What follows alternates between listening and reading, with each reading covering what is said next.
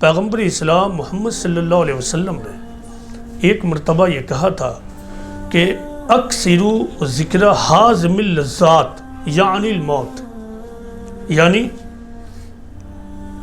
remember more often the death which is the destroyer of pleasures، یعنی موت کو بہت زیادہ یاد کرو جو لذتوں کو ڈھا دینے والی ہے۔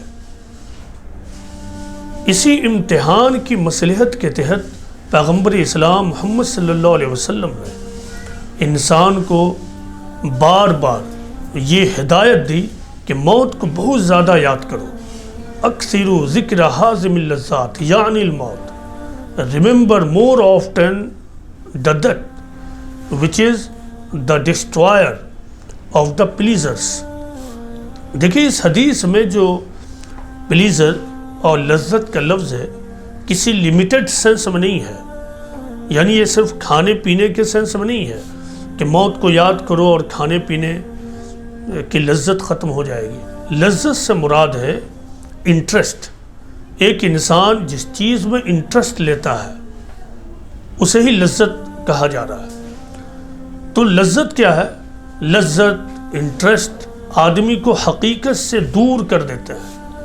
تو موت کی یاد آدمی کو دوبارہ حقیقت کی طرف لانے میں بہت زیادہ مددگار ہے۔ پہلے یہ سمجھا جاتا تھا کہ موت کی یاد آدمی کے اندر نگیٹو ایٹیٹیوڈ پیدا کرتی ہے۔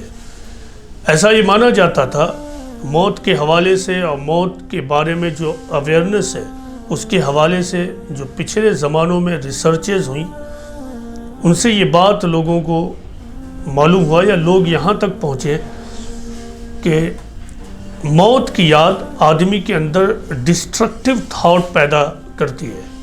لیکن بعد کے زمانے میں اس معاملے میں جب ریسرچ ہوئی تو یہ معلوم ہوا کہ موت کے بارے میں اویئرنیس، خواہ یہ کانشیس اویئرنیس ہو یا ان کانشیس اویئرنیس ہو۔ کانشیس اویئرنیس کا مطلب یہ ہے کہ آدمی موت کو اپنے خالی وقت میں لونلینس میں یاد کرے اور پھر اس حوالے سے کچھ سوچے، تو یہ ہوا conscious awareness of death. In conscious awareness of death کا مطلب یہ ہے کہ کبھی بائی چانس آدمی قبرستان کی طرف سے گزر گیا یا اس کو موقع ملا اور فیونرل پروسیشن میں شامل ہو گیا، تو یہ ہوا انکانشیس اویئرنیس آف ڈیتھ۔ تو موجودہ زمانے کی سائنٹیفک ریسرچز یہ بتاتے ہیں کہ موت کے حوالے سے کانشیس اویئرنیس ہو یا انکانشیس اویئرنیس، یعنی کسی بھی سطح پر اویئرنیس آدمی کے اندر پازیٹیو ایٹیٹیوڈ پیدا کرتی ہے، یعنی آدمی کے اندر سینس آف ارجنس پیدا ہوتا ہے۔